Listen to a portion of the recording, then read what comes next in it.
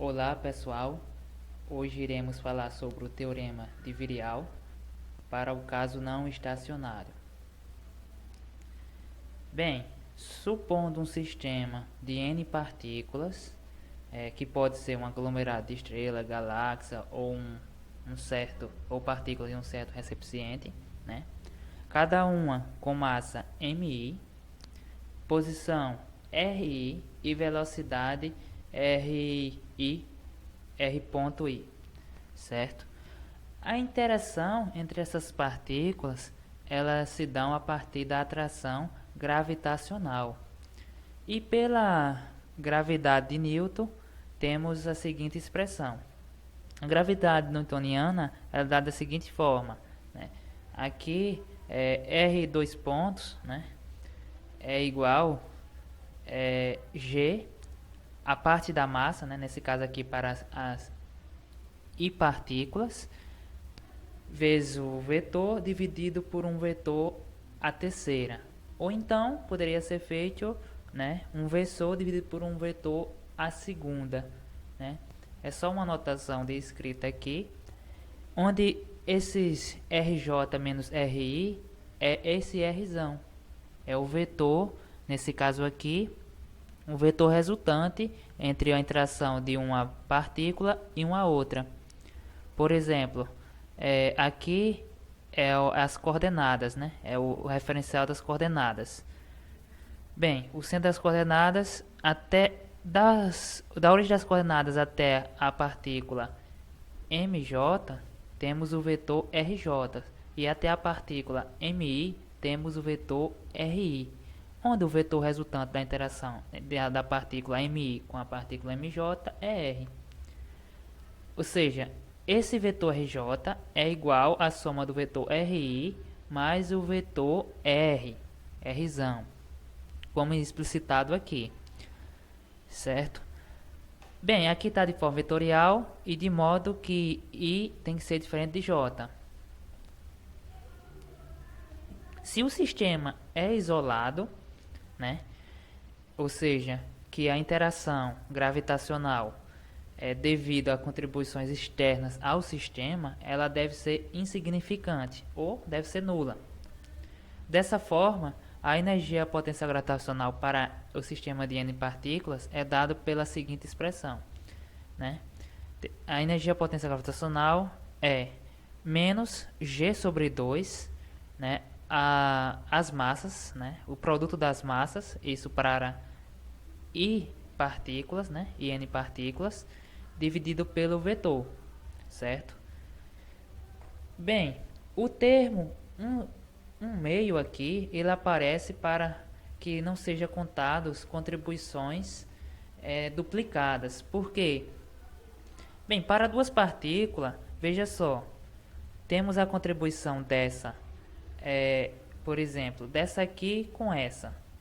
Podemos contar, por exemplo, como estamos, por exemplo, o ponto de referência é esse, a gente quer contar a interação nessa partícula MJ. Mas essa partícula MJ também interage com essa, né? E se você tem um sistema de n partículas, né? Aqui significa o seguinte, que uma partícula, por exemplo, a partícula A, ela vai interagir, por exemplo, a partícula 1 vai interagir com a partícula 2, vai interagir com a partícula 3, a partícula 4, a partícula 2 vai interagir com a partícula 1, a partícula 3, a partícula 4, ou seja, percebe-se que a partícula 1 interagiu com a 2 interagiu com a 1, ou seja, foi contado duas vezes essa interação. Então, esse 1 meio é para descontar essa duplicagem que ocorreu aí. Senão, seria duas vezes essa energia potencial, né, nesse somatório aqui, da forma que está escrito. Bem, essa é a energia necessária para que as n partículas, né, sejam afastadas uma das outras até o infinito. Na prática seria isso, afastar uma partícula da outra de modo que não exista mais contribuições gravitacionais significantes ao sistema, ou seja, praticamente uma distância razoável no qual elas não passam mais a se interagir, ou seja, praticamente zero, ou seja, insignificante essa contribuição. Bem, a energia cinética do sistema ela é dada da seguinte forma, ela é um meio da massa, né, a contribuição da massa e da velocidade ao quadrado, né, que seria o RI ponto ao quadrado. Aqui para cada massa, né, isso para cada massa, cada posição, cada velocidade, assim. Se fosse, por exemplo, uma massa só, isso aqui era a massa total, né? Ou seja, a massa total e a posição daquela massa. Mas como estamos falando para n partículas, é para cada contribuição de cada partícula. Por isso o somatório. Já o momento de inércia, ele é dado da seguinte forma. Ele é o somatório de nas massas e na posição ao quadrado, ou seja, mr ao quadrado, né? Mas como são para várias partículas, é a mesma forma, né? Você vai ter que fazer a contribuição de cada partícula.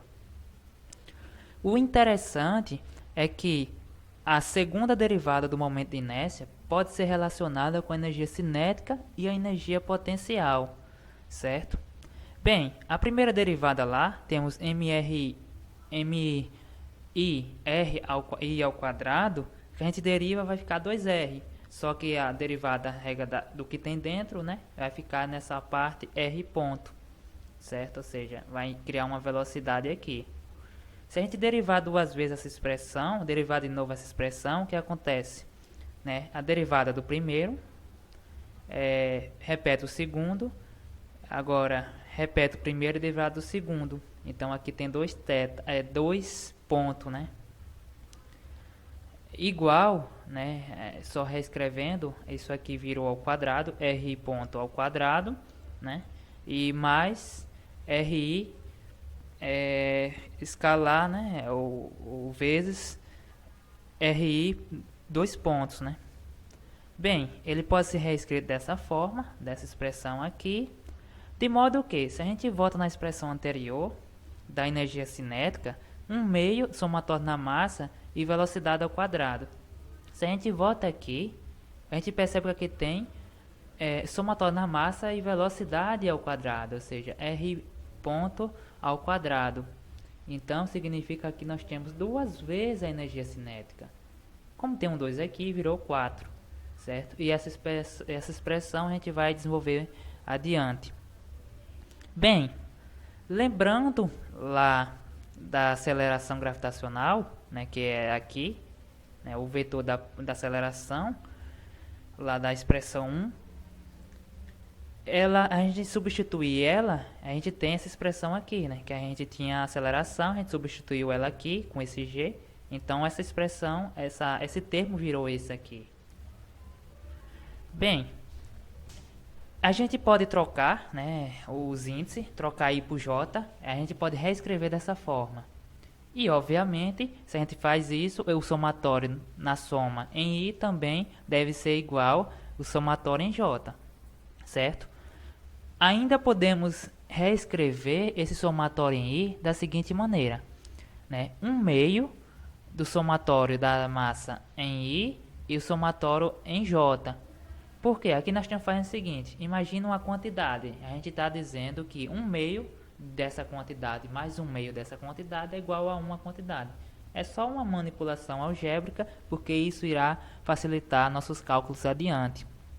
Fazendo isso substituindo a aceleração aqui nas expressões, temos essa expressão 11, certo?